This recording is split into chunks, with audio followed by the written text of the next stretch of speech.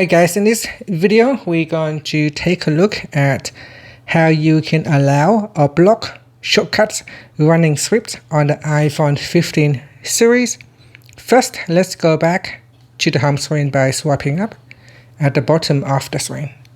From the home screen, tap on Settings, then in the Settings page, scroll down, and then tap on Shortcuts.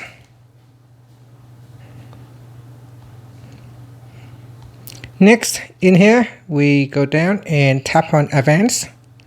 Then at the top, tap on Allow Running Scripts. Tap on the toggle button to switch it on or turn it off.